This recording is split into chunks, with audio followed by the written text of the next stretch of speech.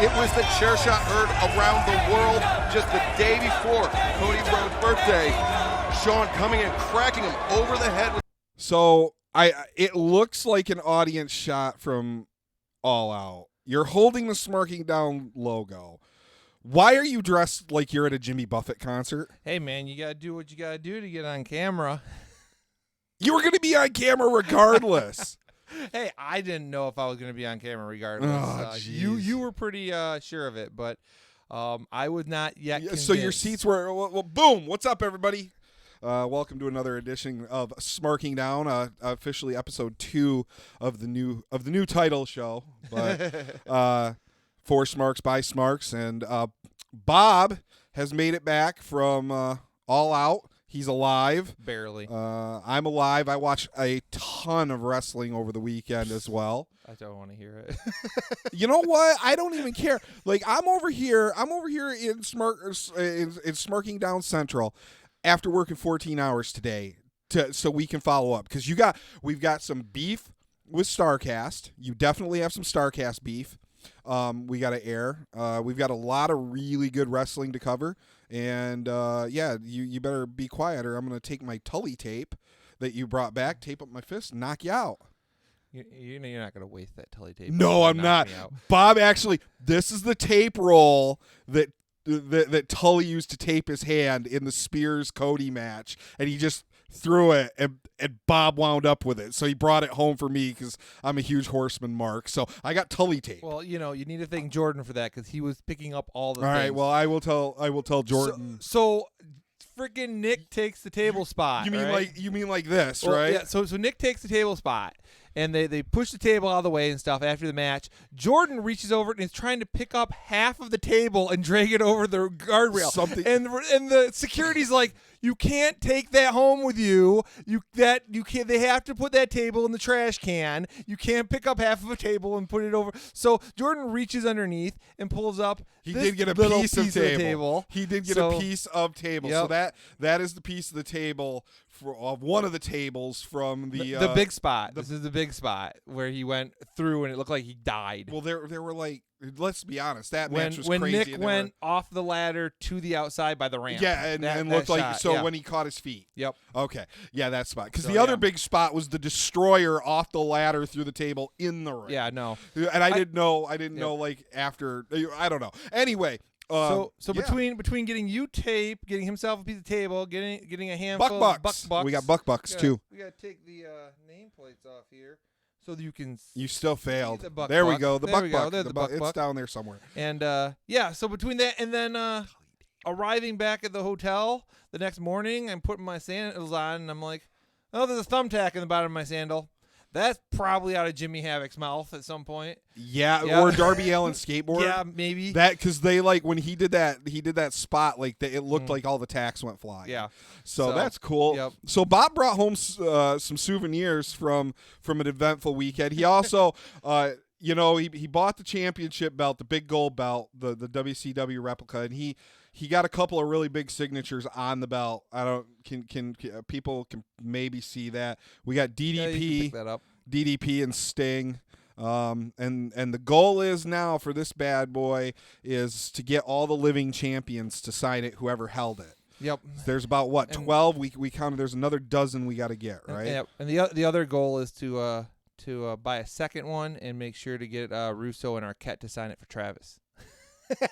That's a waste of money, because I will going up on the mantle. I will Medusa that. Like, it will get Medusa quick as hell. But hey, maybe we can find the guy that lifted the actual AEW championship allegedly, and buy that, because I want to get an AEW belt and start having the champions sign that. There were people already with replicas of that. I don't know who they had make them, but yeah, they were walking they're around all over. Starcast, they're all over the place. They're on Etsy and eBay, yep. and I've got to find a really good one. I want to get a really good one, but that's big news today. Yep. Allegedly, reportedly. Well, hold on. Let me get rid of this thing, because as I told Sting, carrying this around is not fun, and I do not envy any of those guys having done so. And Sting agreed. Yeah, he's like, try carrying it through an airport, and I'm like, fair enough. You get rid of that, Bob. Yeah, I'm gonna read this story from today. Step off screen.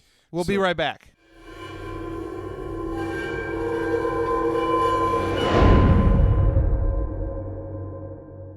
we're back. Obviously, Bob has liberated himself of the big gold belt, something that apparently all the champions love to do. Well, and I did not go to a steakhouse to do so. Yes. So today, it is Tuesday, and reportedly, newly crowned champion, AEW heavyweight champion, Chris Jericho has already lost his title. Yep, a one-day title reign. Well, not that kind of loss, but this is the report. So there wasn't a phantom title change, is what you're saying? No. 19-132923 Grand Theft, 2400 North Monroe, 7:13 p.m. The victim reported the theft of his championship wrestling belt while he was eating inside Longhorn Steakhouse. All right, at least he went to Longhorn. He didn't go to some crappy chain steakhouse, right? I mean, you're in Chicago, though. You probably should go. If it's not Riviera, I don't know what he's doing. I don't know. But, I mean, if you're going to a chain steakhouse, I guess Longhorn's acceptable. You're in Chicago. Why are you not going to Jordan's? You're the champ. Or come on, man! You just did your best Ric Flair impersonation ever. You got to act like Ric Flair. You got to go to the most expensive steakhouse with a Rolex and just blow your entire payday, right? Yep. Okay. Back to the report. The victim stated he arrived at the Millionaire Club airport terminal and placed the belt inside his rented limousine. The limo driver shuttled the victim to Longhorn for dinner. The victim remained at Longhorn while the limo driver returned to the airport. The victim had taken the wrong luggage from the airport, and the driver took it back to the terminal. When the driver picked up the victim from the restaurant, the belt was missing. Responding officers searched the limo and airport for the belt without success. On-call CID was consulted, and forensics responded to the scene. Victim, Christopher, quote-unquote, Jericho Irvin, white male, 11,970. So congrats, Chris Jericho. You had too much of the bubbly, and you lost your belt. Yeah, well, Oy. Somebody in Chicago made the list. Dude, this is super. Is this a work though? Well, so it can't be a work. It's gotta for real. And I didn't have time. You sent me this. While I was finishing my workday, so I didn't have time to really even look into this. But it is circulating in the forums and on Facebook and all the things. But there's an actual report number linked to this, so we will. It looks legit, and we'll know probably by tomorrow. Yeah. My guess is this is a shoot. This is real. Somebody. Well, I feel like if somebody had planted this, if it was a joke, that it would have been Chris Jericho. It would have said his name somewhere high. It's at the end as the victim's name. And so when I first read it, I seen it posted and people were shock face all over on the Facebook posts, and I'm like, all right, well, what is this? Somebody had their championship belt stolen, and we just heard about the terminally ill kid who had his championship belt that was shipped to him stolen off his doorstep a couple weeks ago. So it was one of the things where I'm like, man, people stealing belts. And so I get down to the bottom. I'm like, oh my God. It's really the belt. Whoa. It's really the real thing. They got the real. You know what probably happened? This is my guess. So Jericho grabbed the wrong luggage. Right? They load it in the limo. He gets dropped off, and the limo driver's taking care. He's doing what he does. Jericho leaves the belt in the back seat, right? And this limo driver went, and some schmuck at the airport opened the door, and you watch. They were an AEW fan. And they were like, yoink, and that was it. Or they weren't an AEW fan and were like, yoink. Or they were. Well, I mean, there's plenty of chances. Maybe the limo driver. They could have been a WWE fan and just been like, oh look, that's AEW belt, yoink. That'll be funny. But so hopefully, well, at least they have a couple of. They've got a few weeks to replace it before TV. Chris, I want to talk directly to you real quick. So that WCW belt that we just seen on camera, from the time it was signed, it was either in my possession or locked up in the hotel room. When we had to leave the hotel and go to frickin' Warrior Wrestling on the south side, I stopped halfway there to a friend's house to just drop off the championship belt at his house so it wasn't left in my car, because somebody could have stole everything else I owned as long as that belt wasn't in the car. Chris, you got to treat that belt better, man. And Bob's has just got some good autographs on it. Like I yours, know, right? Like it's the real. Oh no! Damn, like, my belt's one of those WWE ones that don't even have any bend to it. Like, you're thousands they of dollar can work, belt. but if they're smart, they'll work this into a storyline. Like, and Well, who stole Jericho's belt? People are already asking on Twitter. They were like, "So who stole Jericho's belt?" It's fake answers only. MJF. No, I was like, well, obviously it's CM Punk, and he's gonna show up with it when they go back to Chicago in November. And you know what? That would be the trolliest troll to ever troll. But it would be so good. I would, he was there this week in the Starcast with all the other guys. They probably worked out a deal. He stole it out of his list. Yeah. All right, we've got so much to cover. I mean, this is you write the jokes yourself, guys. Yeah. Like they just come, and I mean, this is not the kind of publicity you necessarily want, but oh man, the fans are going to have some fun with it. Yep. So let's go ahead and start before we dig into the results and the actual pay-per-view.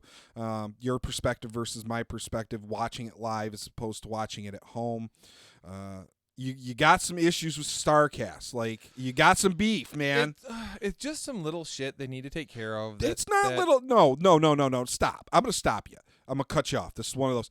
You called me, and what you told me is not little stuff, bro. Like, this is the third time, and I like Conrad a lot, and it's great he's doing the convention, but this isn't like an F you to him, but this is like legit constructive criticism from a guy who ran a much smaller convention, yes, granted, but I ran it for 4 years, and this is the kind of thing that infuriates me. You know, I mean, we were pushing 400 people at our convention, okay? So it wasn't like me and 30 people in a room. Yeah, it's not thousands of people like him, but I also, my ticket price was a fraction of his. Like, at this point, he should have a staff flushed out to solve these problems, because these are not little problems, dude. These cost you several $100s. Yeah. Well, I mean, so we'll start with the ones that cost money. And apparently people learned their lesson in Dallas. But of course we weren't there, so we didn't get to learn that lesson. Apparently, don't buy your meet and greets early. The whole point behind the Platinum last year was you got a discount on your autographs. You got to get your autographs early. You were supposed to get into meet the wrestlers and to the panels early, and you got this gift bag when arriving. This year, they cut out the gift bag. They cut out the pins when you do the meet and greets. There wasn't the custom art for every meet and greet. There was 8x10s for everybody, but I think CM Punk, and they were supposed to have art for Moxley, but yeah, of course he wasn't available. The getting in the room early thing didn't work out. They had specific seating for Platinum only, and I will applaud this. The first night, there were people with all kind of different bracelets just sitting in the Platinum section.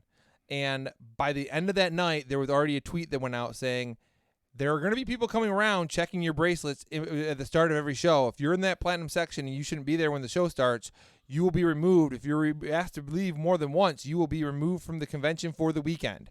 I applaud that. That is what needs to happen, because you had a whole lot of people wanting to get in close to get photos of CM Punk, a whole lot of people wanting to be there for that weigh-in, and trying to get close seats was near impossible. Because it just the setup of the room, and maybe this won't be an issue next year in a different location if that happens, but it's a wide room. It's very rectangular, and so wide and shallow. Yeah, the seating available directly in front of the stage is limited. So they did handle that well. But the big sales going up to the event, they did these flash sales of like, half off some of the autographs and whatever, discount off, and it's because those autographs weren't selling, and I'm assuming they weren't selling because a lot of people were waiting for those discounts. And that's an issue for me. Well, let me kind of walk you through from my perspective, from getting your phone calls, because we talked all weekend on and off as time permitted, which because we wanted to. I was kind of watching Twitter, tweeting, watching the shows. I was watching New Japan, stuff like that. Yep. your first call when you called about specifically about the flash sales leading up to it, and you're specifically the money you spent to get Sting's autographs. You emailed Starcast and asked Starcast, hey, is Sting going to be signing additional autographs? Yeah, let's touch on that. So they put out something on Twitter. I would think it was on Twitter. It may have been in an early email saying that this year there would be additional autographs available. But coming up to the point when Sting's meet and greet was going on sale, there had been no information there was no tickets listed, nothing was listed, and I contacted social media, and social media guy has been great. He was awesome at the show. He's been great on social media, but he doesn't automatically have all the answers. He has to contact somebody else, and I'm sure he got inundated with other questions. But my question never got answered, and because of that, I bought 3 meet and greets at 160, something of that nature, 140, somewhere in there. It was it was over. I don't remember exactly. It was over $100 a pop. I think Moxley was 130 and Sting was 160, but I may have those reversed. So you bought you bought 3 Sting meet and greets. Let's just, for the sake of argument, you bought 3 Sting meet and greets for $125 a pop. Let's just for the sake of argument round it down, right? And then you see flash sales for additional autographs. You were there. Then they put the additional autographs on sale, which was a bummer because I'm like, all right, well, and I contacted and was like, is there any way I can exchange one of my meet and greets for a CM Punk meet and greet and just spend an extra on that Sting autograph? Because obviously we don't need 3 separate photos taken with Sting. I just need that extra autograph. And it wasn't like anybody else was going in with us to meet him either. But they're like, yeah, no exchanges, no refunds. I'm like, all right, well, we'll just stick with what we have then. But then they did a flash sale just before. They did a flash sale a few weeks ago, and then they did another one just before the event. I want to say maybe Wednesday night. They did a flash sale where it was half off. So I'm like, now you're getting half off the price of the meet and greet, and I couldn't even get a exchange. And then they allowed an exchange for everybody who had Moxley if they wanted to exchange there. So I'm like, all right, well, that's good that they allowed something to happen with that. But it still cost quite a bit due to not sharing enough information about what was going on. And this is detrimental, to their. Not necessarily in this case Starcast, but this was if you had been given the opportunity to buy the meet and greet for you and Jordan, and then just an additional autograph, that's money that you could have been spending towards the ill-timed ticket announcement for the next AEW event in Chicago, which we'll talk about. We'll get to that because that's an AEW issue, but it's a little more money you could spend on somebody else. It's not. The money would probably still be going into the event, or in some way, shape, or form. But I would have bought I was considering a CM Punk meet and greet. We've met him so many times and have so many CM Punk autographs now. But I'm like, we never stopped and had our photo with him. And I'm like, well, this would be a cool one to go get our photo with him. They were giving the collector cup out, which I ended up buying one anyway at $10 because I just wanted to see CM Punk collector's cup. So I was like, it would have made sense to do that and see him again. But I couldn't exchange it, and like I said, after I spent the money, I'm like, well, I'm not going to spend that. That's extra. How you alienate people that really. And I mean, that's the thing. We're talking about this because a lot of the things they do at the convention, they do right. Yeah. There's a lot of really good, and Conrad works really hard on it, but they need to hear when there's some criticisms, And the other thing you called and that I was just floored about, like you said, the first part of the weekend was really good. The platinum bracelet holders were getting their front row seats, but towards the end of the weekend, they were chasing you out of everybody out, and wanting you to go to the back of the lines. And it was definitely a situation of randomness. There was no. So we were told, we were there for both the mailbag and the weigh-in on Thursday. Platinum got to stay in the room. We were there in the morning on Friday and for the video game tournament. Platinum got to stay in the room. So at this point, everybody's been able to stay in the room. When we got to the Joey Ryan on Friday night, We got there early enough to catch like the end of whatever. The ethnicities in professional wrestling. The with Scorpio Sky and all them. So we caught like the last half of that, and we were in the room, and then they made everybody get up and leave, and we're like, Platinum too? And they're like, yeah, Platinum's got to leave. And there's already this line formed outside because everybody had been waiting for the Joey Ryan one, because they were told when they got there towards the end not to come in the room because they were gonna have to leave.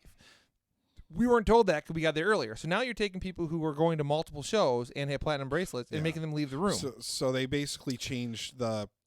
So we asked, and what we were told was we're only doing it for this one because it was such there's such a large number of people waiting, and we won't be doing that tomorrow, and we haven't done the rest of the weekend. I'm like, okay, fine. If that's what you want to say it is, it's fine. The next morning, we get there for the Mick Foley, and I want to go in and catch, the last, half hour of Mick Foley's, and they're like, if you're staying for Punk, you should better get in line. I'm like, why? And they're like, because we're not letting anyone stay with platinum bracelets. I'm like, wait, so you're going to make everybody who's here to see Mick and has good seats and got here up early to come to do this go back out into the line, which Mick Foley still had half of his panel to go, and it was already out around the corner out into the lobby. And I'm like, and there were two of them. There was like the gold and everybody else line, and there was the platinum line. The platinum line was longer than the gold and everybody else line. And I'm like, all right, there's either a huge discrepancy in ticket sales and everybody bought those platinums, which probably shouldn't be the case. There should be a limited number of platinums available. Or there are people inside. There are so many people inside the Mick Foley thing who don't know this, who have gold and silver and stuff, who probably aren't going to get seated for the CM Punk one because now they're going to have to leave. And I'm like, so, I mean, either way, you have a situation where it's just kind of a mess, and nobody still has walkie-talkies. Like, we're on the third one of these. How you are running a multiple 1,000-person convention. Mm-hmm. Like, how many people are there, Bob? Just eyeball 5,000. 5,000 person convention. Yep. And your staff and your security and your volunteers don't have walkie-talkies is beyond me. And I mean, there were some people on staff who are, in fact, media presences. There are people there who do YouTube shows or do podcasts, or who are just involved. Some of the folks with Western Travel, and they know what's going on. They I'm assuming had talked to Conrad going up to this, just asking questions and stuff. They knew what they were doing, and I could go to them with anything, and they'd have answers for me. Or they'd say, just do this, and if somebody gives you a problem, have them talk to me. And I'm cool. That works out great. But there's a lot of these people who the one gentleman I talked to is like, dude, and I'm just trying to explain to him that we need a definitive answer. Like, you have 30 people standing here asking what the situation is with platinum bracelets having to leave the room. The 30 people need a definitive answer, because if you give them the wrong answer, they're going to go forward, and the same problem is going to happen tomorrow with somebody else. So he needs to go to whoever's above him with that answer and get it. And he's like, dude, I'm only working like 2 shifts and then I'm leaving. I don't know what to tell you. I'm like, I understand this isn't on you, but you need to go find the person it is on and have them come here and explain to us what the situation is so we know for tomorrow. You need to inform your attendees of what their policies are. It's key to running an event and not having to answer that same question over and over and over. So those people need to have some way of communicating with somebody above them to get questions answered that they don't have. Immediately. Without leaving. And that's just that falls on, Conrad directly. It's his, the buck stops with him. Well, he needs that person who he can give the answers to, give the list of answers to, or have a direct freaking phone number to him, one person who then has the walkie, so if somebody calls and that person doesn't have the answer, they can immediately contact Conrad, get the answer via text, and give it out via the walkie. And again, it's hard. Like I said, we topped out probably around 400 people, and running a convention with 400 people is was challenging. We did it with a very small staff. And every year we grew, obviously it didn't start at 400. We started, with like 75, and then it went to 150 and kind of grew. Every year we were adding volunteers and staff, right? Yep. Like, that's what you do. You have to find people, and you have to be an effective manager and leader in that situation, so people want to come back and help you again, and they enjoy the experience. Oh, the buck. Your buck took a bump. It'll be fine. And so some of that is on Conrad and his people. You know, you gotta. This is the third one of these you ran. Way more excusable if it's your first convention, right? Like, I mean, it was substantially improved from last year. I think. I mean, you didn't have volunteers who were so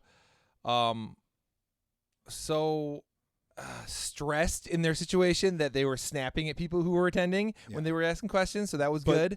But these are basic things, Bob. Like and like I said, when it's costing you several $100s because of the way they're managing their sales, and then you pay for the premium bracelet so you get premium access. You expect premium access. You expect that, okay, I'm going to go into a room and watch a panel. Maybe I didn't get a good seat here, but if they let the platinum bracelet holders just stay and move down front every time, you're going to get better seats each time, and that's fair. And there was no one ushering people to the center either, which was another problem, because we were like fourth row back, and like first row, second row, third row each had like 3 available seats in them, but they were all spaced out because people were like leaving spaces. Yeah, and also people were leaving that. bags on chairs and then going to the bathroom and stuff. Can't and I'm like, you guys, you can't. I'm like, there needs to be somebody to that's on your security volunteer type, whatever you call them. You need a room monitor basically, or in the case of large events like this, I feel 2 room monitors, one one on each side of the room, kind of pushing people together. So, I mean, overall, again, it's a great event, but like these are big issues, man. Like you're kind of like, it's just little. No, like that's a big deal. When it costs you several $100s, you could have saved, you could have saved, $50, $100. I mean, on meet and greets just to get autographs. It's. But I mean, for that's people a huge who are deal. just attending to attend, and we're just getting like one autograph or whatever. Not as big of an issue.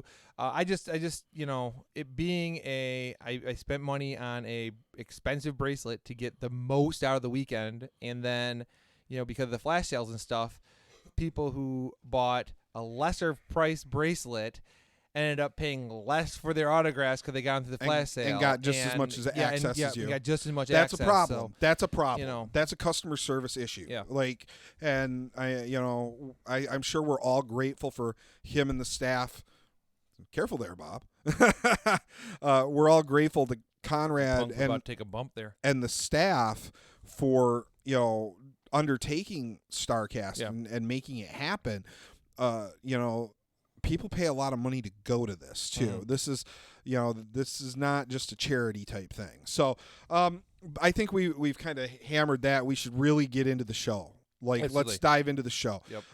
Apparently, a lot of people didn't watch the pre-show. Apparently not, because some people were questioning our photo uploads on Facebook. Yeah, and about who was in that battle royal. Well, and somebody pointed out the pre-show views on YouTube, specifically on YouTube, have dropped each show, and the All Out didn't even crack half a million. At last time I looked. It's probably over that now, and I think some of that, Bob, is because what we got on the previous pre-shows. Yeah, I would think so. We didn't get that this time. Yep. I'm very happy to say the comedy was almost zero. I think the comedy was 0 on the pre-show. On the pre-show, yes. In the show in its entirety. Gotcha. And none on the pre-show. Yep. You got 2 really good matches on the pre-show. Oh yeah. Let's start with almost so much that it hurt some of the actual show's response from the fans. I don't know if that's maybe in there, but I don't think it hurt. It didn't hurt me at home watching at home. Okay. We will have to talk about how it sounded at home and what the pops were like and stuff. But yeah, women's battle royal. I loved it. Amazing. And I loved how many names they brought in, both having earlier announced and then as surprises. Jazz, ODB, Shelly Martinez, freaking Tennille Dashwood. Oh my God, did I mark out? Because she's freaking with Impact. And we remember the story that they wanted Brian Cage at what was it, Double or Nothing? Yeah, and they said and no. They said no. So I'm like, oh my God. My guess is that she had this date already prior to signing her Impact. So this is her finishing her dates. That's my guess. I'm just guessing. Yeah. But yeah, that battle royal, they loaded it up. Mm-hmm. You got some really cool spots. There was some drama, and I don't have that in front of me. There was allegedly, I don't know if this is a work to shoot. A couple of the girls got into a fight backstage because somebody it was B. Presley and somebody. Presley and Britt Baker. There was a problem with no selling at some point. Mm-hmm. So but okay, look, build that into a match because I want it. Like, I mean, well, if there's any two wrestlers on that card I want to see in a grudge match with the ladies, it's Britt and B. So I do have to say that this is what I feel like the presentation and what we got out of the women's battle royal is what I would have wanted to see from the men's. Yeah. This is one of the best battle royals, men or women, I've ever seen. Yep. Like, this was a really, really good presentation. Mm-hmm. And you could tell they've kind of got the concept a little more down with the different suits and things like that and them coming out. But yeah, it was great to see them. Let's talk about the elephant in the room, the kind of, at least from my perspective, Nyla Rose wins this thing. Someone's going to be like, Smarking Down calls Nyla Rose an elephant. And now we're going to deal with that. Not what I'm saying at all. Not what I'm saying at all. But clarify. Hey, I watched. I've seen Nyla Rose. Yeah, I watched this weekend Nick Jackson say one thing about WWE, and then Matt say someone's going to report the Bucks are burying WWE, and immediately sure enough, an hour later, the Bucks were burying WWE. All right, we've got to talk about a couple things that are going on with Nyla Rose. First, the transphobic BS that all the bigoted, crazy fans are posting online. All right, look, Nyla Rose is not a man. Nope. Like, just stop. If you say that to me, I'm done talking. We're done having a conversation. Okay. I am. This is simulated combat sports.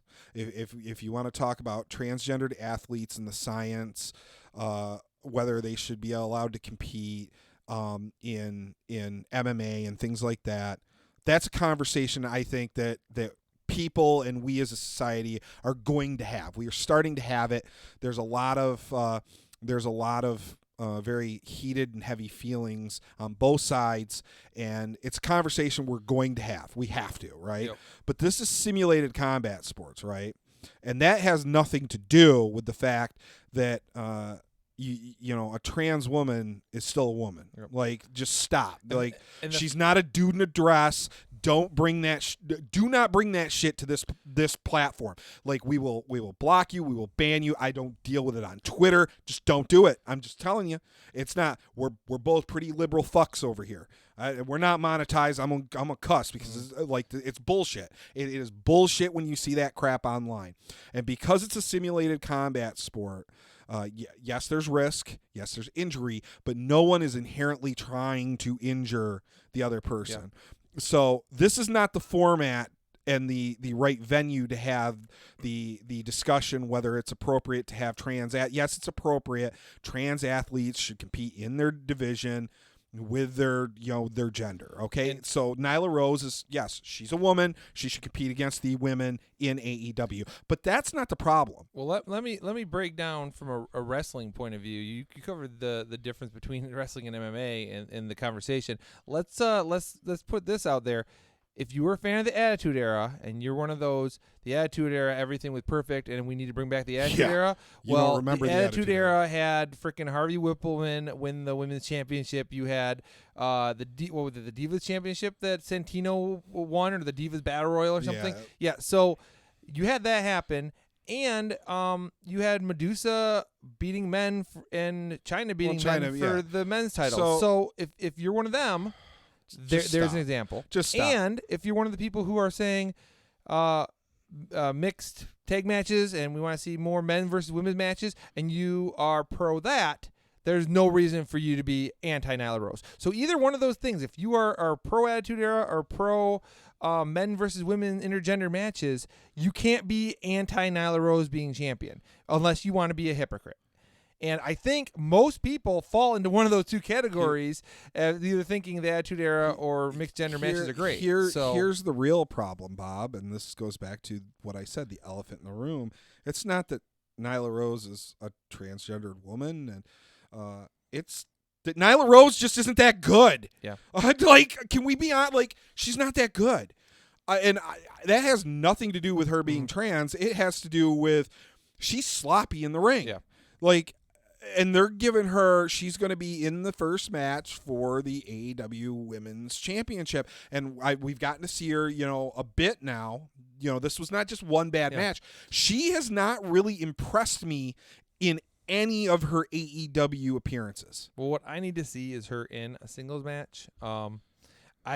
Maybe she can, in a match where she can move at more of her pace, a little bit slower pace for herself. Maybe she's able to look a bit stronger, get a bit more put together.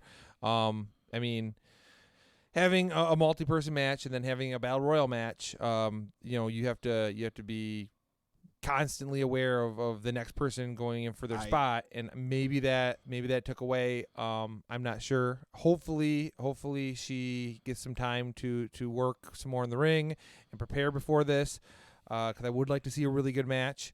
And but I agree, she's not. I'm not sold, man. Yeah, I'm just not sold on her. I think she's sloppy. Her stuff, and not sloppy in a authentic sort of way. Yeah, sloppy in a like you don't look good sort of way. Like her, you can be like, when sloppy and authentic sort of way is you're talking about like wild guys, like Ambrose when he's brawling is very sloppy in a wild man sort of way. Stone Cold's right? mud stomping. Which looks it's actually ridiculous, but it got so over because of the character. It just got over. Like Nyla, I like. There's a lot to like about her in her package, right? Like the native beast gimmick, there's a lot of things to like there, right? She's big, native beast, good outfits, you can play that up, right? But her work needs, and this is what you and I talked about briefly on the phone after that. Like I was like, and all the other stuff about like, where people are being bigoted and whatnot and calling her man and blah blah blah. That really it's not the conversation we need to be having. We need to be having a conversation that she may be the first women's champion in AEW and not very good, right? Like what happens if and possibly when Tessa comes to AEW? Like she's going to look like a grade schooler. Tessa's going to make her look awful. Having just watched Tessa in person, that could of course be said about good 70% of AEW's roster. That's true. Like Tessa would walk in and probably be the best woman on the roster. Tessa walk in and be one of the top 3 wrestlers on the roster. Yeah, she's really amazing. We're big Tessa marks, but I'm just saying, like, even like there are people like, there are probably 10 women on the WWE roster that would make her look bad in a ring. Yeah. And look, we're no WWE marks here. I barely watched. I watched a little bit of WWE this week, very little bit. I forgot it was on. Bob forgot completely it was on. I watched clips. I didn't even watch whole matches. I heard that Bayley turned heel, and I had to see that. So, but I forgot it was on last night. She just, in my view, she's not ready for this, and I don't know why they're pushing her, especially when they have some of the other talent. I think some of it may have to do with the that tagline, AEW is for everyone. You have a trans woman and a woman of Asian descent in the first women's match. That's good for PR and stuff. That's fine. Put a woman of color in the match. Put 2 women of color in the match. I don't, if you want to be progressive, but make sure they can work. Yeah. Like make sure they can work and work well. Okay? Like, and again, maybe she comes out and she has a one-on-one match and wows me. Yeah. But I don't see it, Bob. I don't see it happening. You can hope. I really don't. And I hope that happens, and I hope she gets better. I like to see people succeed. I don't want to see her fail. Yeah. But look, that's just my feeling, man. I watched her. I felt like I'm like she's really a low point in this match. She's supposed to be dominating and big and Like she needs to get with Kong and like learn how to be like big and monster. Like that's going to be your gimmick. That's your persona. You need to get with somebody who a Kong or even like an ODB who's big, even bigger and big, in that kind of jacked up sort of, not petite. Yeah. And learn how to be a big female wrestler. Right? Like go learn that. Because you look bad. You just did not look good. She did. Overall, again, the match was really good, but not because of Nyla. Yeah. So I was like, I don't know about this, but and we got Private Party. I enjoyed them. And Angelico and Jack Evans. Yep. They have potential, man, and they're good. All four, they had a great match. Just we figured it'd be a very, I don't want to say great. It was a very good match with plenty of high spots. Yeah, very solid. Exactly what we predicted. Yep. Exactly what we predicted. I did see Private Party. They kind of have a little bit of that too. That they need to slow down like a quarter of a step on some of the stuff they're doing, and get it on lock. But you can see the potential there. They're going to be really good, especially working with some of the people that they have in this tag division. They're going to come along a mile. And watching them talk at Starcast on some very personal topics and speaking about race within wrestling, they are able to carry their interview well. They are able to speak well on the microphone. They're going to be a fantastic team in this company. I think they can really go a long ways. I see them maybe in a couple years if they keep developing and going along, as long as they get the opportunity. Yep. I could see them being tag champs. Yep, absolutely. Like I see no reason why that couldn't happen. Not immediately. They are younger. I don't know about their actual age, but they look younger. They look kind of fresh without being out of place. Exactly. So they do need to come along. They did pick up a nice win here. Sure did. So it looks like that's the direction we're going. So I said this match wasn't even on our preview show because it hadn't been announced yet. And I said, you mentioned it. Yeah. You're like, well, what if they had a SCU match? I was like, I hope they don't. And I was right. Not because of the match. Nothing to do with the match. Made the pay-per-view too long. Yeah. It really did. I think, like I said, I think there were a couple matches that were hurt by having so much. And this was a great match, though. I mean, people were really, really involved in it. And it was a solid from everybody in the ring, and this is where I got a little worried. They announced the match, right? And anytime I see Marco stunt in a match, I get a little worried because I think comedy. I think we're going to wind up – I'm like, oh, God, they're going to comedy the hell out of this, right? You know what? I did not have a problem with the way they used Marco. Only got offense when SCU was already reeling, and it was all like combo offense. It was his teammates were protecting him, and you notice like as soon as he was alone, like he would take big bump, and SCU would revert, and he took the pin, which totally makes sense to me. He's kind of the guy that doesn't belong there, and he's the one that took the pin. It doesn't hurt Jungle Boy. It doesn't hurt Lucha. It doesn't hurt Marco Stunt because he doesn't look like he should be winning. But with the way he looks now, he looks way like Jungle Boy. They need to make Marco Stunt their manager. That's the position for him in that company. Yep. And we touched on that on the preview show. I was like, hey, make Marco Stunt their manager. That'd be great. I think that's what they should do. I think it's also important to note JR was really pushing. I don't know if it's how soon we're going to see it, but Jungle Boy's not going to be Jungle Boy that long. They're starting to use his real name, and I think we're going to go in that direction. And he looks like he's putting on mass a little bit, which he's going to have to do if he's going to be a singles guy eventually. He's got to fill out in that body a little bit. It looks, and it looked like he had been. Like he looked a little beefier than he did, 4 months ago, 3 months ago, which is good. Luchasaurus looks amazing. Like he's throwing kicks. I'm like, holy crap! And then he dropped that question mark kick. I was like, this dude's gonna be champion. right? Like you can see that happening, right? And In like 2 years. Walk past him in the hallway. Oh, it's a mass of a man. He's huge. Like he's legit. He's one of those guys that he doesn't just look big on TV. He's really big. Yeah, there's a lot of these guys who, when I meet, I'm like, all right, we're like the same size. Okay. And then I'm like looking up, I'm like, Jesus. Yeah, Luchasaurus, like, and dude. he's a real striker. You can tell he's a martial artist. Like you don't drop kicks like that, like real kicks. Yeah, they weren't, he wasn't laying them in too hard, but he was doing real kicks, real strikes.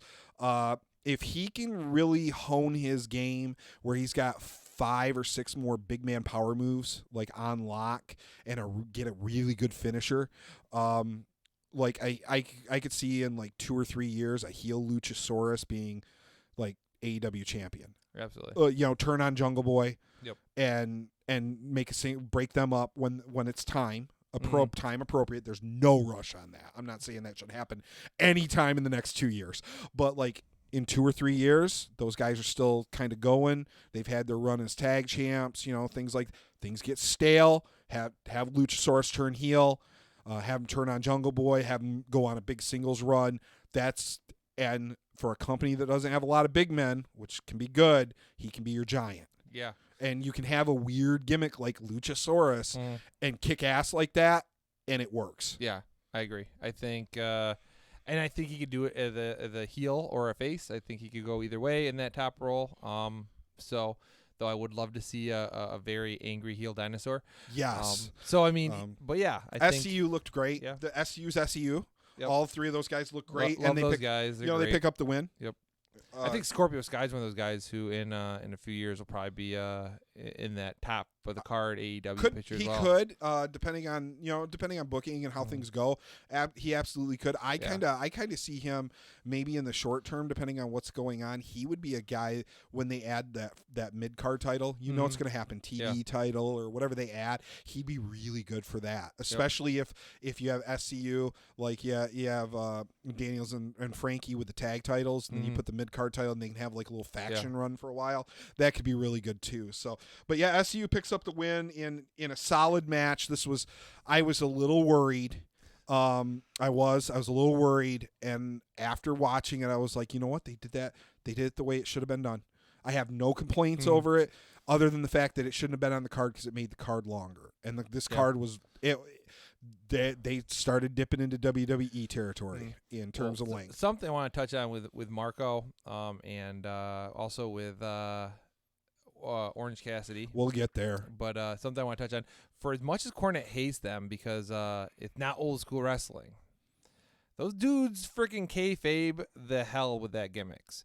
Marco at StarCast came in and they had a strength tester thing with the hammer and you hit it and he couldn't get it to ring the bell and he was all upset. Nice. And I'm like, that's so good. Well, and then Orange Cassidy refusing to open his door of his Uber and making the guy driving the Uber get out and let him out the Uber. That was pretty good. I mean, I'm like, hey, they're doing some old school stuff. So my issue of all the people we've named, I personally don't have a huge issue with Marco Stunt. I have an issue with the way but like I said, make him a manager, make him a bumping manager, and you can throw him into 6-mans occasionally if they're presented like this. Yep. I have zero problem with that. That's no different than like Swoggle or something being around the ring or being in a match. I have no different. Like it's not really any different. We can talk about that and how it's all about how it's booked. Yeah. But when they have Marco Stunt come out and like throwing legit offense one-on-one with somebody, that's not believable, right? Yeah. Like we can all agree with that, right? I mean, if he low blows somebody or somebody's already hurt and then he gets some offense in, I can believe that. Okay. And it's very different with Orange Cassidy. I'm not gonna call him Pockets this time because when we get there, freshly squeezed Orange Cassidy. Jeez. All right. Here, I said this was kind of my match of the night in the preview. It turned out to be the match where I felt like it had one too many members and my new least favorite person on the roster other than Orange Cassidy. And I have more beef with him in this match than I do with Orange Cassidy being on the show. I wanted to be sold on Joey Janela, and I don't like Joey Janela. I don't like his expressions. I don't like his selling. I don't like his reactions.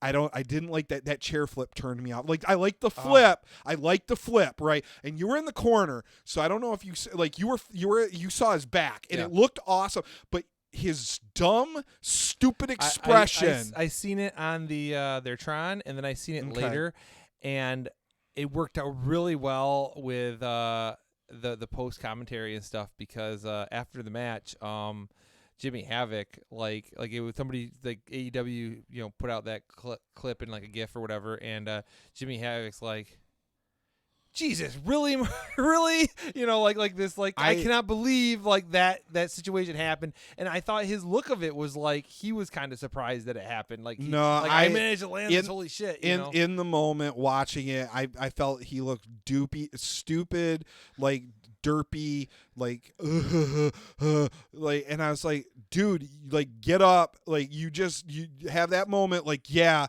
I landed that, that's badass, get some offense, like, and he's just like puts on this derpy expression. I'm like, man, you aren't doing nothing for, and of all the three guys in that match, I'm like, he did nothing for me. I thought, and I tweeted this out watching the match, I was like, this would be a better match if it was just a straight hardcore match between Allen and Havoc.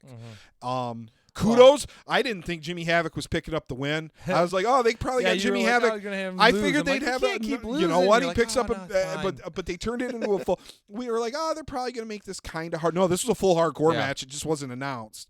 They went hardcore. Yep. These guys need to, and this is the thing, they need to take it down a half notch. They're going to kill each other. Yeah. Like, I mean, there were a couple spots like, I mean, okay, guys, you're consenting adults, consenting performers, consenting wrestlers, whatever the hell you want to be. Y'all agreed to this, but I don't think you need to go quite that hard. Like, hit the thumbtack spot. Yeah. The skateboarding thumbtack spot was it was quirky and it makes sense and whatever. Okay. It wasn't too goofy. And the other thing, like, all right, we get it. Janela is now taking shots at Cornette. Yeah. But if you're going to do that, you pull out the racket, use it and then scream, I do it better or something like that. Like, but like his facials did nothing for me. He's like, I'm like, I don't know. Everybody there marked out for the tennis racket. But that goes. Great. Everybody there marked out for Orange Cassidy too. No, there were plenty of us booing. But no. Okay. Well, it didn't pick up on camera. Maybe. Well, it didn't sound like it at home. That was the big. That was the second at home. I feel like that was the second biggest pop of the night. What was the first? Arn was the biggest pop of the night. Okay, well that came through that because Arn was the biggest pop of the night. People lost their shit for AA. But yeah, Jimmy Havoc picking up the win in the Cracker Barrel Clash. Solid win. Hardcore match. I hope just don't injure yourselves, guys. You got a lot of wrestling coming up. And again, I didn't like Janela. That's just my thoughts on it. So. This match was polarizing. It you know what? I skipped a match. I completely skipped a match. In between those two matches, they put on Pac and Omega. Yeah. In a weird spot. My phone automatically scrolled past it. Yeah. Fourth match. Second on the main card. Yep. And everybody's like, what? Yeah, that's exactly. You want to talk about stunned and it was a very good match. It was not a show-stealing match. And everybody was really shocked by the finish. The house was dead. Yeah, nobody knew. Like, everybody thought, like, maybe the bell rang wrong because it happened before. You remember the first show when we had the wrong bells? But no. Pac wins clean. Yeah. Omega lost streak still intact. Yep. And then he immediately touches on it on Twitter. Oh, my God. Thank you, Kenny. So does Kenny eventually turn heel and we get the cleaner? Old school cleaner Kenny Omega. I think that's where we're going. Yeah, because if he doesn't turn heel, he's at least going to get like meaner and at least get a bit more tweenery. No. Let me pitch this. Let me pitch this. Because this is kind of me just seeing, being like, I could see him going here. Kenny keeps losing. Page is chasing. Like, we know Jericho's champ. Page is going to chase. We'll get there because I was all about that. I don't think he's going to chase long. Kenny loses and loses and loses, and Paige is going to be getting over and over and over, and then he turns on Paige. Yeah, that'd be good. There's your feud. Yeah. There's your feud, and he turns like nastily on Paige. That's where I think we're going. Cody and these guys have really set that up already. There are comments out there, even this weekend during Cody's interview with Shivani at Starcast, where he said, "Hey, Kevin Kelly came up to me and said, hey, it's really good what you do with that guy. Take him on your wing." And I said to him, "I'm not taking him under my wing, Kevin. That guy, Hangman Page, is the best wrestler in the Elite, bar none." Nice. And I'm like, well, I wonder how in character Kenny feels about. Like, I thought that at the time, but you saying it this way, like they could always be already planting seeds, like, which would be awesome. Yeah. Like if they're planning that far out, yes, that's a huge play.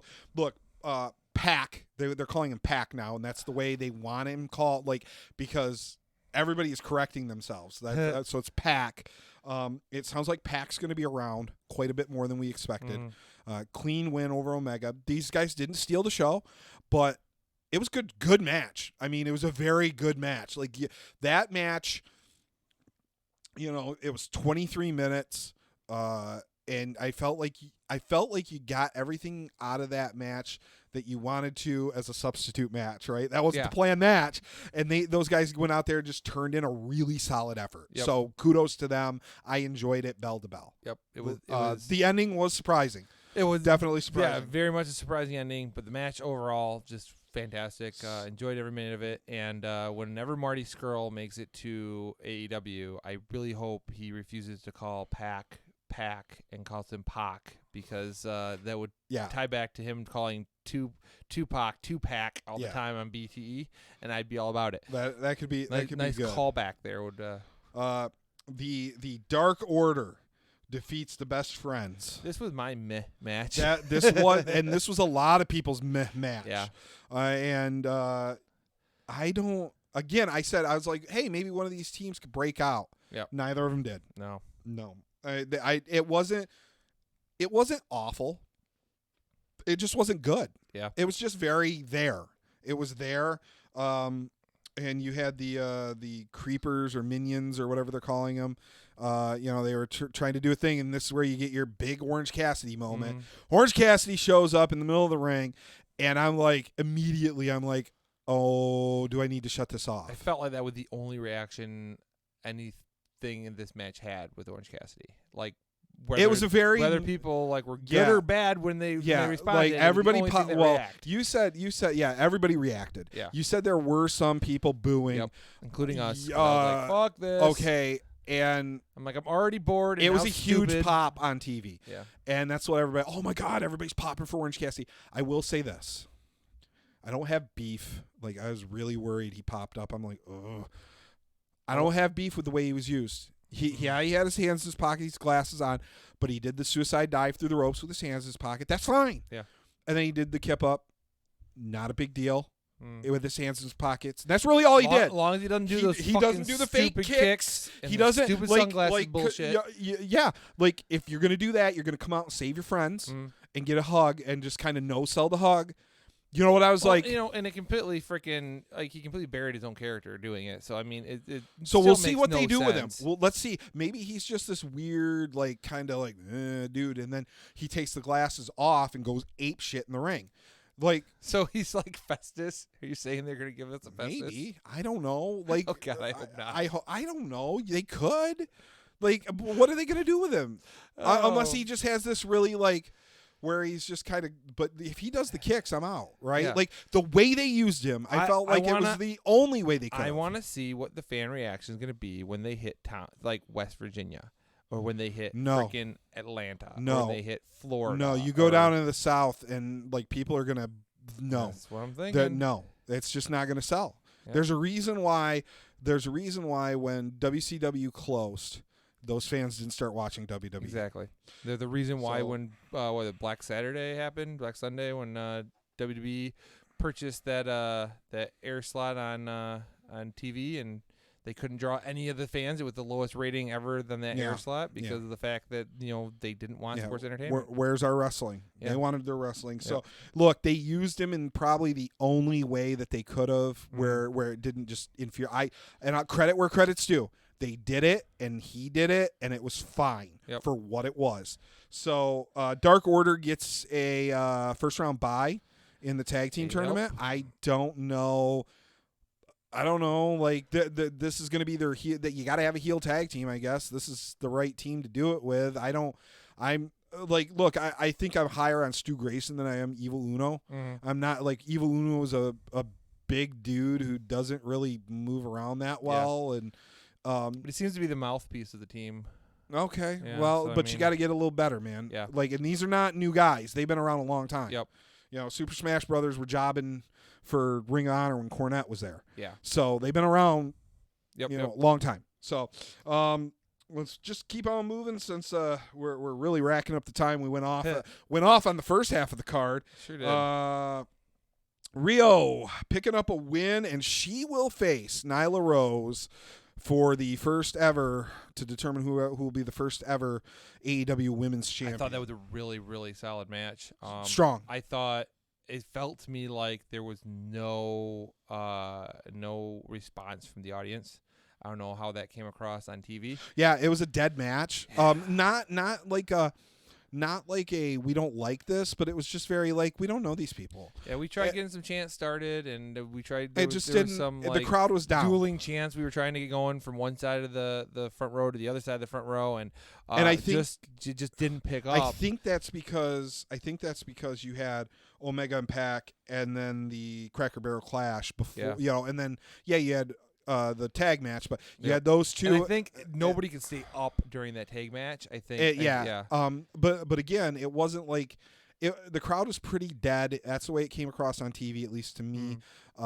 But not in a disrespectful way, which was nice. It wasn't like there weren't like this is boring chants or anything. People were like, "Oh, this is okay, but we just need to be down for a little bit." And they put on just a solid match, like a good match. For two women working who they need more exposure so we can learn who they are and kind of get behind them maybe. Sheeta's going to be great. She's going to be awesome. Rio's obviously, maybe they put the title on her to start, which I think is preferable to than Nyla. But we'll have to see what happens. Just a good match, unfortunately, that people were just kind of down for. I think this would have been better if they would have flipped this in Pac. Yeah. And Omega. It would have been a way better situation. But they're playing around with the way they're doing their cards a little bit, so you can't really blame them. This is the time to do it. Yep. Cody with MJF defeats Sean Spears. Cody coming out with everybody.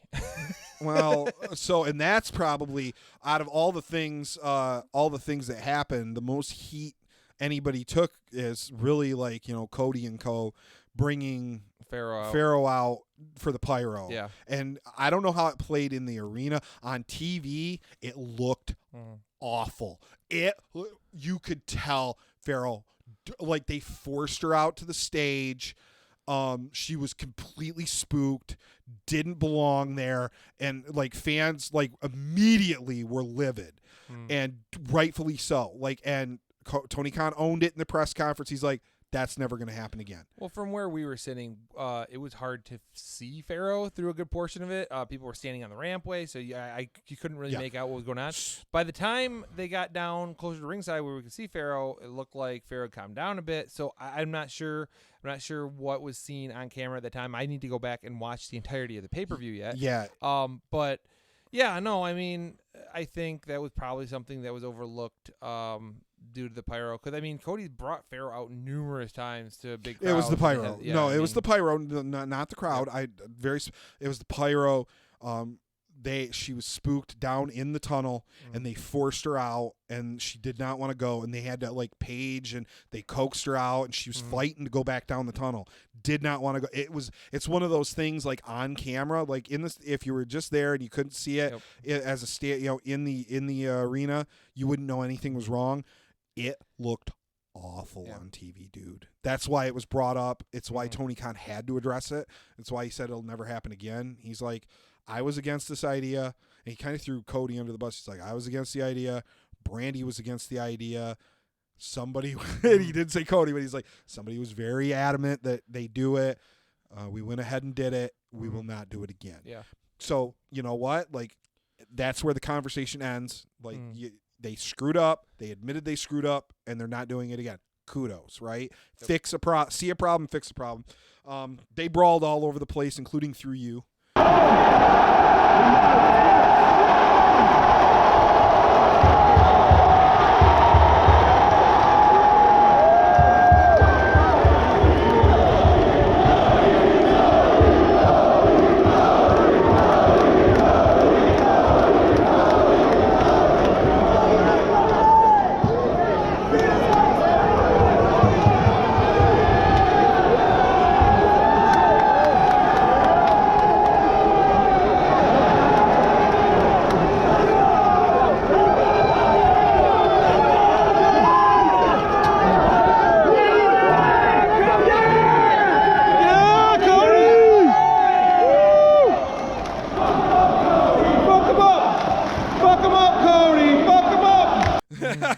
Yes, that to start the match. Obviously we got Tully tape. We got taped up fist for Tully. The belt spot, the old school manager. Yep. Spears gets Cody's weight belt, and Earl Hebner takes it and gets rid of it, and Tully slips him his belt, and he still gets sitting lashed. there, and he's holding it behind his back, and we're like, Earl, do something. Earl, turn around and do something. We're just like, everybody in that corner is yelling, and then Earl sees it and doesn't take it away from it immediately, and we're like, come on, what, Earl.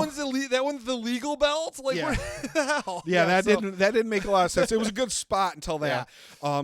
If it makes you feel any better, at Warrior Wrestling, we ran to Earl and we gave him all kind of grief. We gave him grief over hey Earl, be careful taking those ref bumps. Don't actually bump into somebody. You might knock yourself unconscious. We got a bunch of ref bump jokes. I love Earl, man. He's been around. He's a staple of wrestling for years and years and years, decades. He can't. He needs to be very limited. It was very noticeable. He was like limping after the match to get he was not moving well.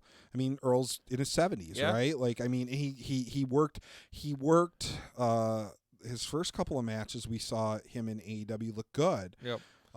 He did not hold up well for this match. Well, and I mean, it was a long weekend. I mean, and obviously he's doing other things. I don't know if he was at any of the other shows the night before or whatever, but I do know he was at Warrior Wrestling the night after and looked pretty good, for having refereed that match. So, Starcast weekend, a weekend this big where there's multiple. You got to take care of yourself. Guys are going to everything. You can't. I can understand. You got to take care of yourself, man. You got to take care of yourself. I know. You're supposed to be a professional. We don't want to see Earl get hurt. Nope. Right? MJF. Even though he did screw We got MJF in Cody's corner, teasing the eventual turn that we all know is coming. We all know it's coming. We all thought it was coming. We just don't know when, which is going to be great. Like, he's holding the chair, and we're like, oh, is it? And then he just throws the chair down, and gives a big hug. It's like, they're gonna. Don't you dare! Don't you dare! They're gonna tease. They're probably gonna tease the hell out of this turn, right? Oh, yeah. You get this is where you get your Arn Anderson spot. Arn comes out, delivers still the best spine buster in wrestling. I marked out like crazy. He's been retired for 2 decades, and he still delivers a better spine buster than anybody in pro wrestling. Yep. And that wasn't even one of his better spine busters. It was one of his weaker spine busters, and it was still better than any spine buster in pro wrestling. Yeah. And then him and Tully's like, what are you doing? And Tully was great in the manager role. Fantastic. He was great on TV. It came across.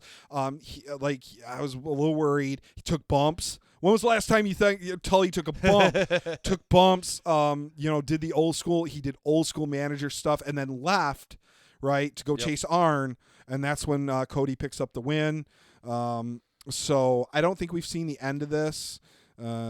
Maybe this was the blow off, but I don't know. It feels like there's something more here, especially with Arn coming out. You know, they're teasing like all sorts of different things. We could see a lot of different things. So, and that was the pop of the night. I can't believe you have yet to mention friggin' Cody and Company's entrance attire. Because I hated it. You hated it? I Really? hated it. I thought it looked tacky. Oh, I loved it. That was the worst part of that match for me. I was like, this is not good. It was not done well. And I'm a huge Star Trek fan. I'm a huge Star Trek fan. I'm a bigger Star Trek fan than I am a wrestling fan. Okay? Like, I'm a huge Star Trek fan. And maybe that's why I was so picky about it.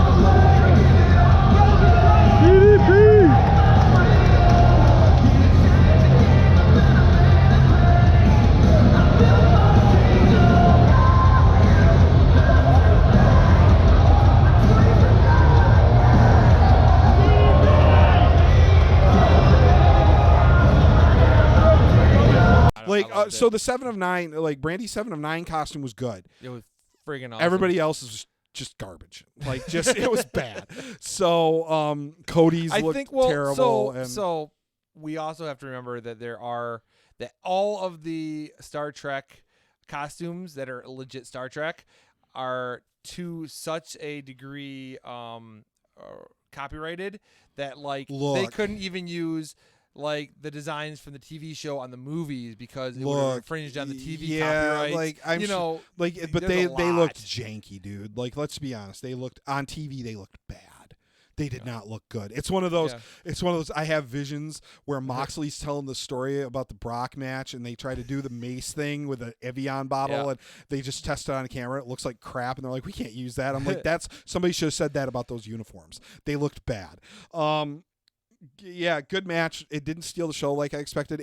Spears did not look as good as I thought he would. He didn't look bad. His entrance was bad. Oh, yeah. Dude, his entrance was great. But, like, his ring work, and I don't know if some of that's a little bit of rust.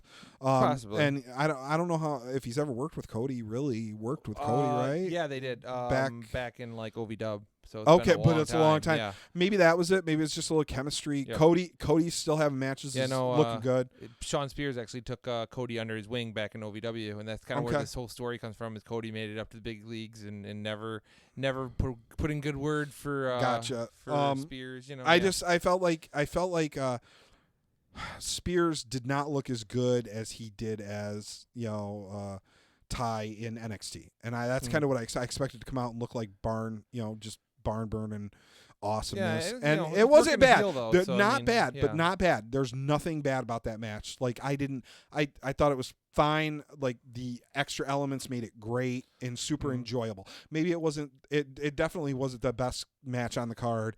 It wasn't the best. It was my favorite. Not my favorite, but I enjoyed it. I probably enjoyed it.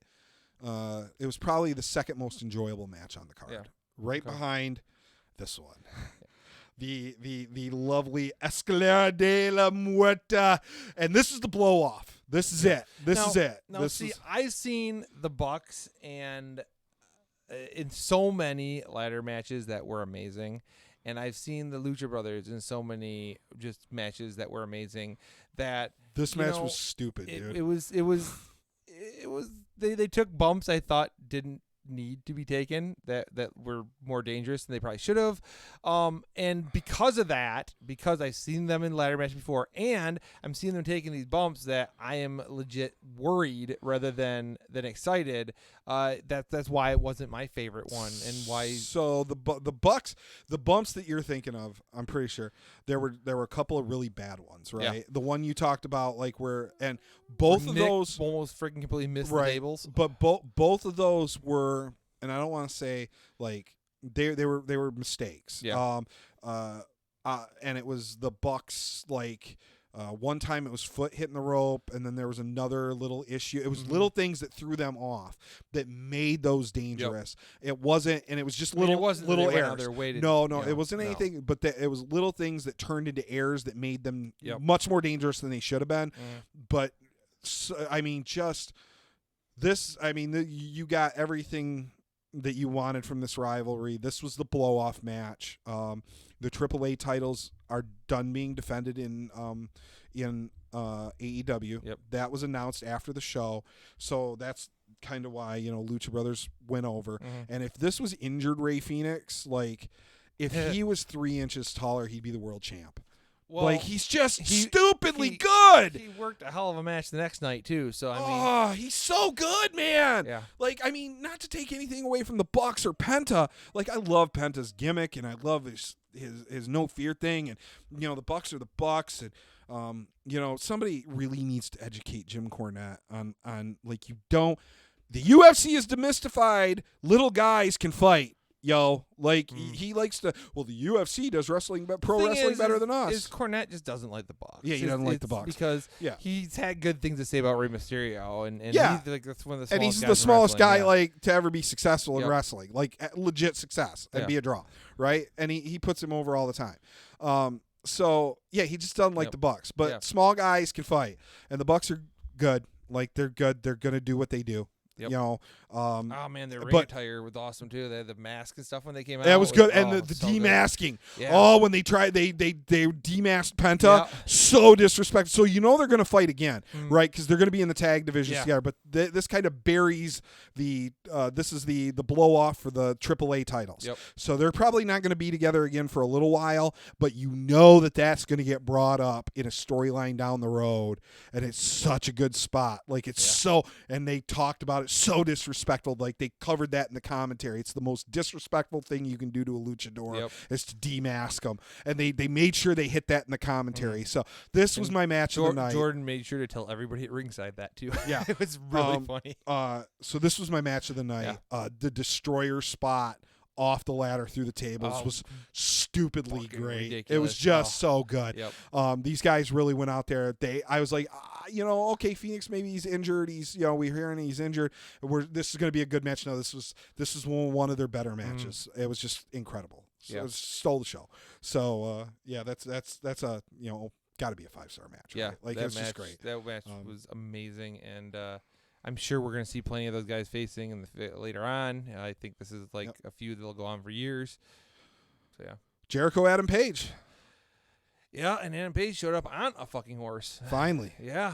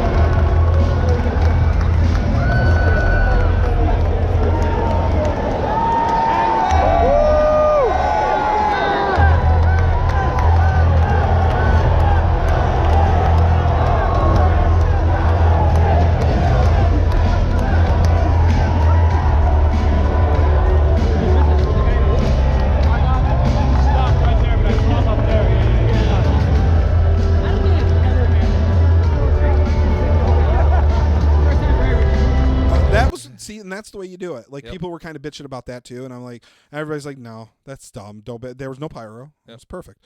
A horse came out. You rode in a horse. Everybody was waiting for it. Right next to us.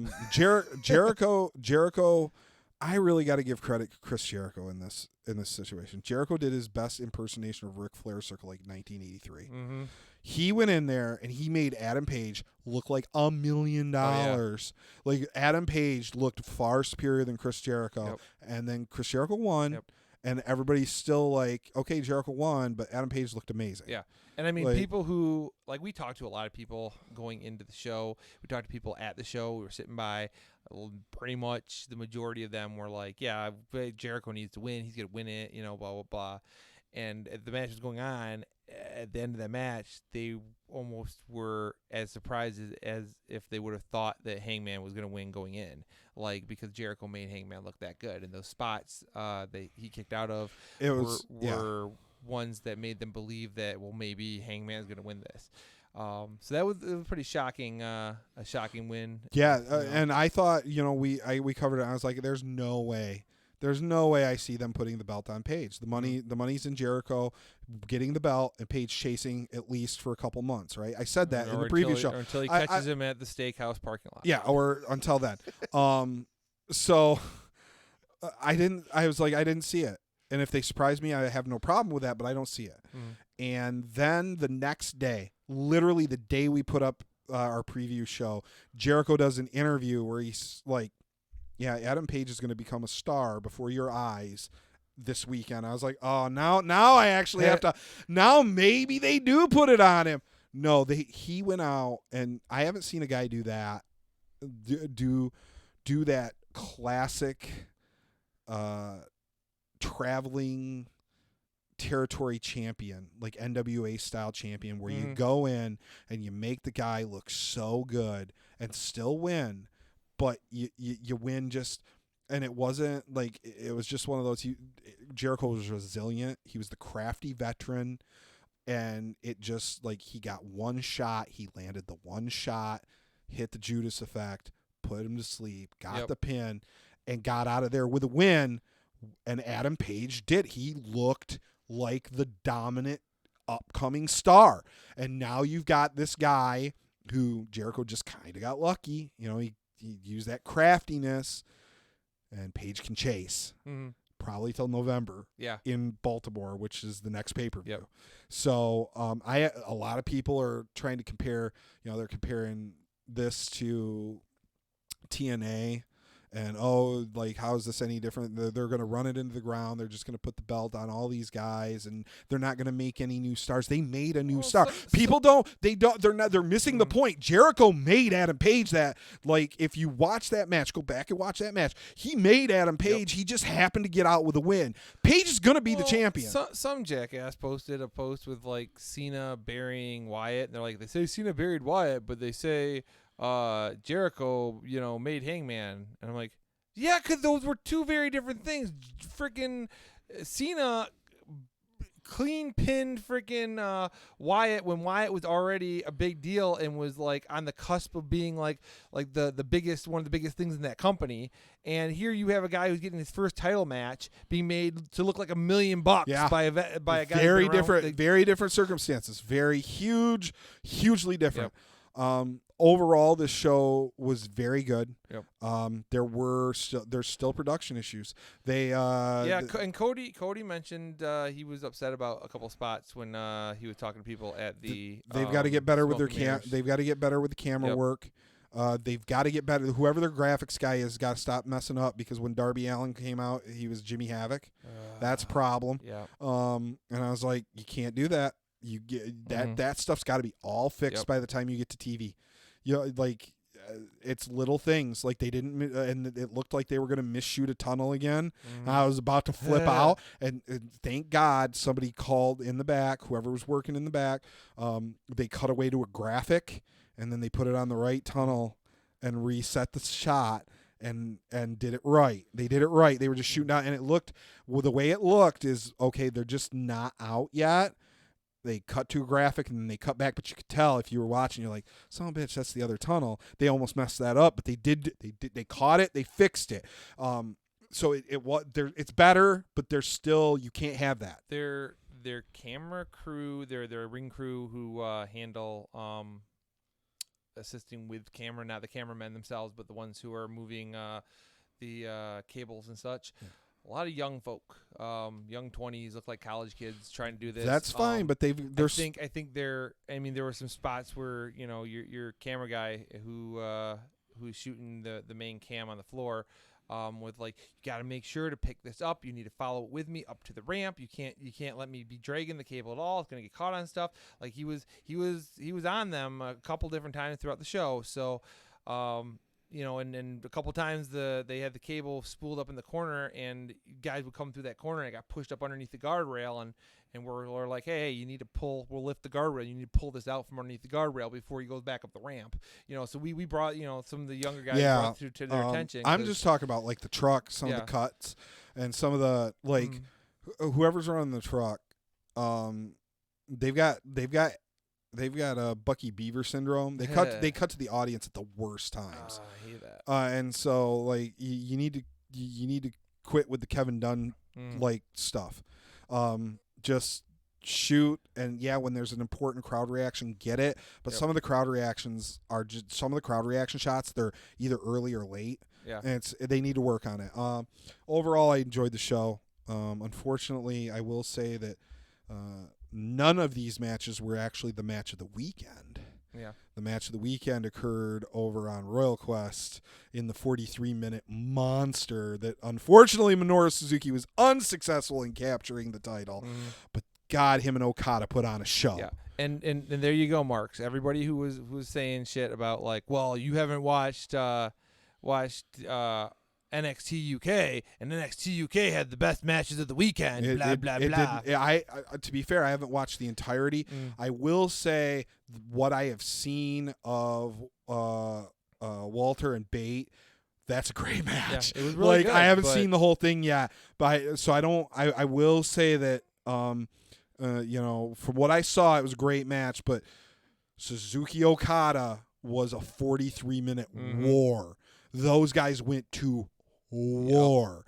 And that's what we expected. Yeah, I was really hoping that they gave Suzuki a short title run, but it was great. They beat the hell out of each other, and then Sonata came out, and we're gonna get Okada Sonata at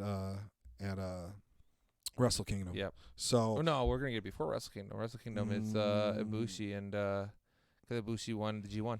Oh, I'm sorry. You're right. So Sonata, and then we'll get Ibushi, probably Okada. I don't think they're going to drop it to Sonata. We did have a title change just real quick over there. My boy Ishii. It looked like it was going to be a long day for Bullet Club. They were losing. Kenta, your new never open weight champion, with a little help from the BCOG bros, and unfortunately Stone Pitbull lost that title. That was a hell of a match too. Yeah, very good match. So a lot of really good wrestling. We're gonna have to cut a whole nother show talking about Warrior Wrestling. My God, there's so Warrior Wrestling. We gotta catch up on MLW.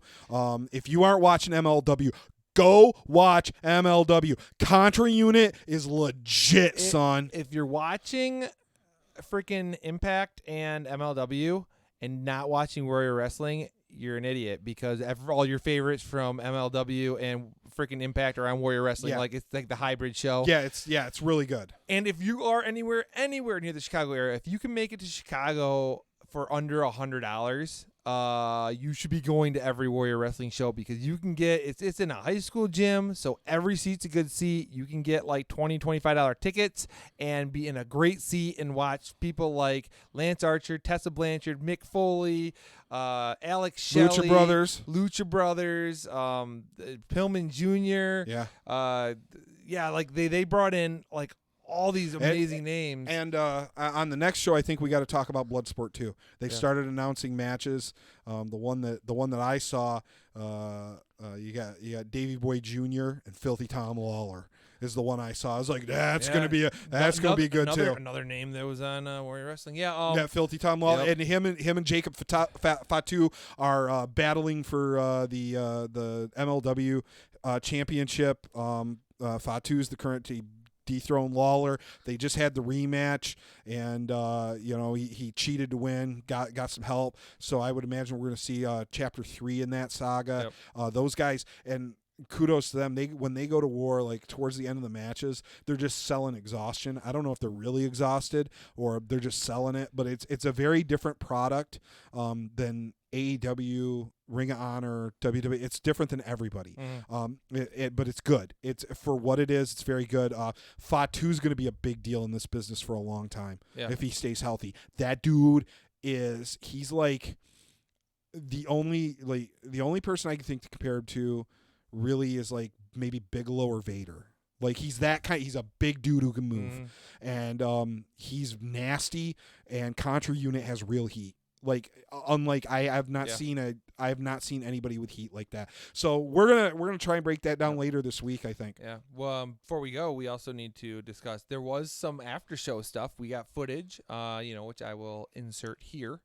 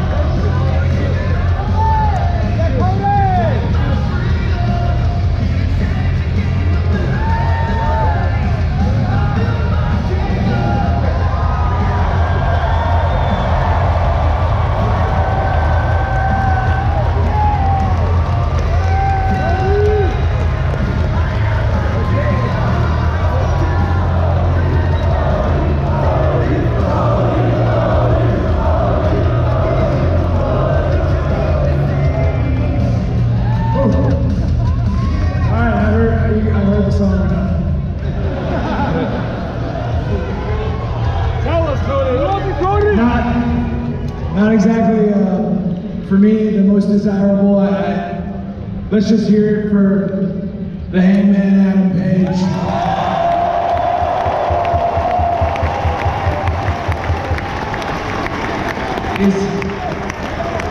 We're off. Yes, sure. 100%. Yes. I get in trouble every now and then. I'll tell you a quick story. I was in Japan, and Kevin Kelly said to me, that's really good what you're doing with that guy. You're taking him under your wing. He was talking about the Hangman Adam Page. I looked at Kevin Kelly and I said, I'm not doing anything. That guy is the best wrestler in the elite.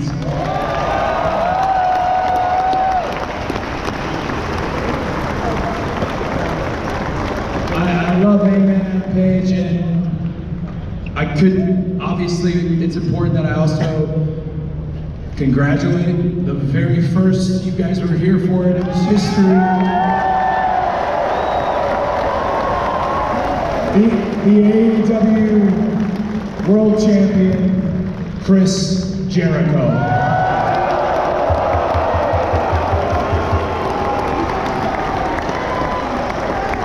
I'm gonna see some thank you signs.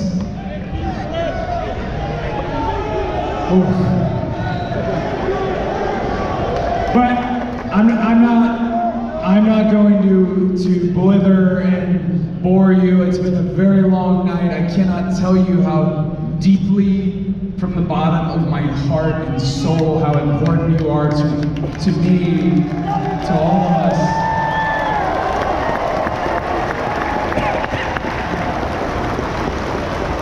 All weekend I hear people who say, that tell men thank you, they'll say thank you to me, and there's a guy that they should be thanking, and they don't even know him yet, and he may not be aware of it, but we're gonna put him on the spot right here and right now.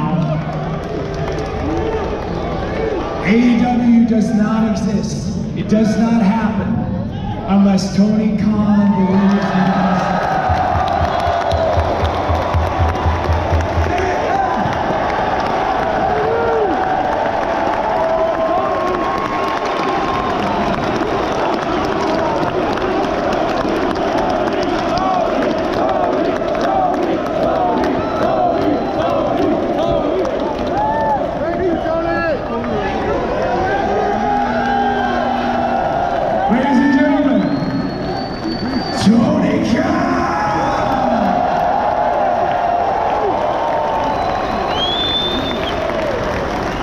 So I am going going to leave you in the most capable hands. This is the guy you should be thanking right here.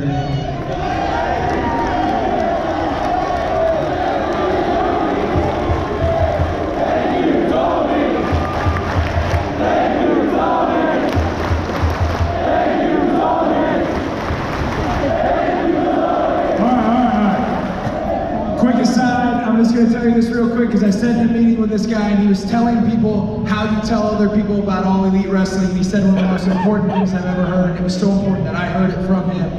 He said for a very long time, nobody has cared about the wrestling consumer. He says that changes. I am the wrestling consumer.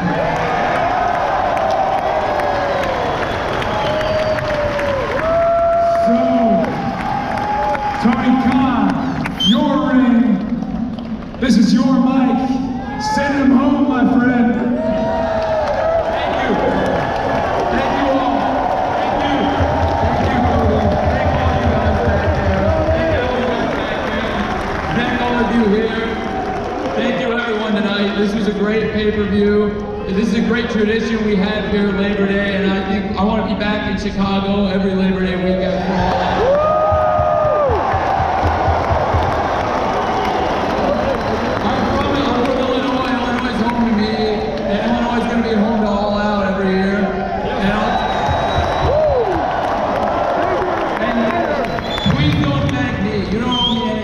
Please don't thank me, because I don't know, I did this for us. I did this for all of us. I did this for all of us. I'm so happy. I'm just as happier than anybody that a show like that happened. I think we can all be proud of it. Every person here should be proud. Thank you all for supporting the wrestling business. Thank you for supporting the wrestlers. Thank you. And I have one very important thing I'd like to know. I'd like to start one more tradition, please. Thanksgiving Eve, November 27th, we're going to be back here at the Sears Center. My family, we spend Thanksgiving Eve here around Chicago every year, and I'd like, if anybody would like to spend Thanksgiving Eve with us here in AEW, here in the Sears Center. This year and every year, the tickets are on sale at AEWTix.com, and there's the box office is open here, and you can go buy them. You can just walk out and buy them. And anybody who's back here Thanksgiving Eve, I really appreciate it. And I hope I'll see you all next year and Thanksgiving Eve. And thank you all. I really appreciate it. Thank you.